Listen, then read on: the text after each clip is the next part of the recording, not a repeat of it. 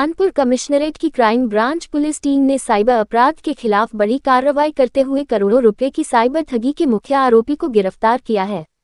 Police ने कानपुर निवासी एक ट्रांसपोर्टर से 1.27 करोड़ रुपए की ऑनलाइन ठगी करने वाले गिरोह के मास्टरमाइंड महराज अंसारी को धर दबोचा। जानकारी के अनुसार आरोपी ने अपने साथियों के साथ मिलकर ट्रांसपोर्टर को झांसे में लेकर अलग अलग बैंक खातों में रकम ट्रांसफर कराई थी। पीड़ित द्वारा शिकायत दर्ज कराने के बाद साइबर सेल और क्राइम ब्रांच की संयुक्त टीम मामले की जांच में जुटी थी। इलेक्ट्रॉनिक साक्ष्यों, बैंक ट्रांजैक्शन और मोबाइल लोकेशन के आधार पर पुलिस ने आरोपी तक पहुंच बनाई।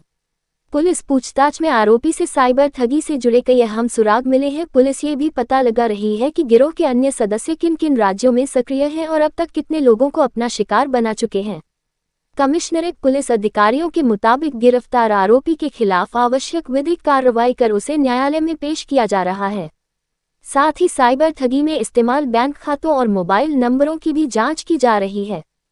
देखिए, एक साइबर फ्रॉड का मामला है जिसमें 1,27,00,000 की FIR हुई थी। ये अगस्त 25 में सरदार मोहकम सिंह हैं, उनके मोबाइल के अकाउंट से ये पैसा फ्रॉड हुआ था, जिसमें उनका करीब 72 लाख रुपया वापस हुआ था। खाते के अकाउंट को फ्रीज करा दिया गया था और करीब 54 लाख का जो सोना खरीदा गया था MMTC कंपनी के द्वारा, वो हम लोगों ने फिर रिटर्न करवाया पैसे को। तो पैसा तो उनका पूरा रिटर्न हो गया, लेकिन ये जो फ्रॉड हुआ था ये बड़ा गंभीर है।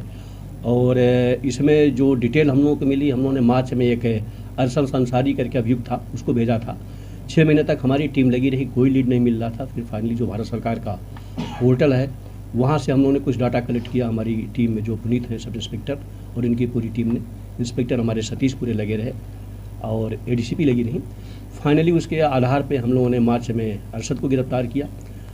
उसके बाद हमारी टीम मुंबई गई, लेकिन जो मेन अक्यूज था महराज अंसारी, वो फरार हो गया था। फिर हमारी टीम एक हफ्ता से वहाँ पर डेरा डाले हुए थे।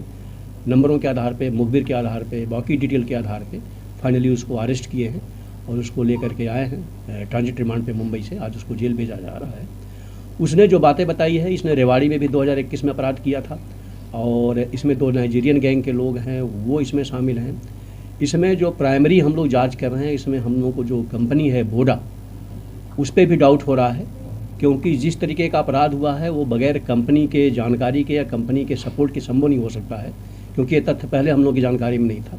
तो हमारी टीम उस पर भी काम कर रही है। पूरी टीम को मेरे द्वारा 25,000 रुपये का इनाम दिया गया है।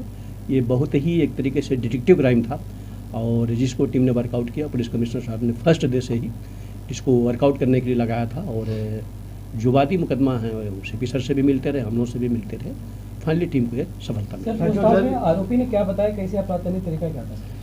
ये बेसिकली बहुत ही टेक्निकली है और ये सभी को जानना चाहिए कि जब आपकी सिम अगर कहीं बंद हो रही है, ब्लॉक हो रही है, तो वो कहीं अपराध में तो नहीं यूज हो रही।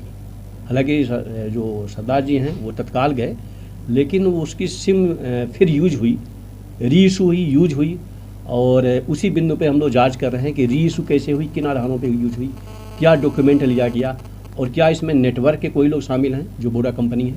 और हम लोगों ने ऊपर भी उनसे मेल मांगा है और जब इस पर हम लोगों ने डिटेल स्टडी किया तो इस तरीके के 2 और केस इसी गैंग से मिले हम लोगों को। एक चेन्नई का है, एक मुंबई का है।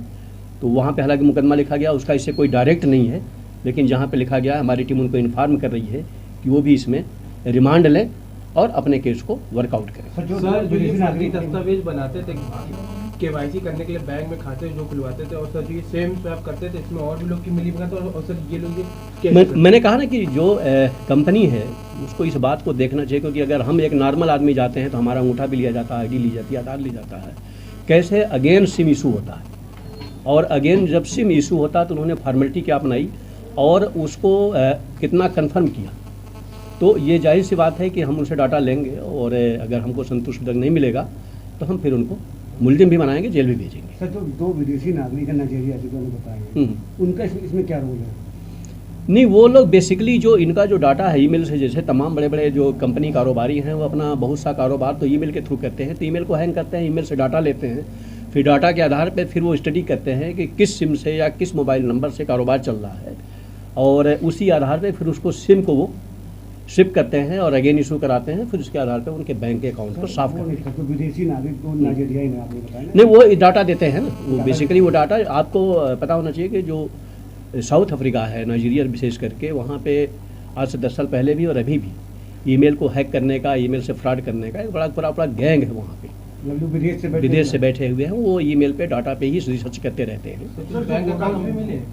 सर जो वोडा कंपनी है क्या उस पर भी कोई कार्रवाई होगी? हमने डाटा मांगा है क्योंकि प्राइमरी जो लग रहा है कहीं न कहीं डाउट है, और उस डाउट को अगर नहीं क्लियर करेंगे तो बिल्कुल कार्रवाई करेंगे।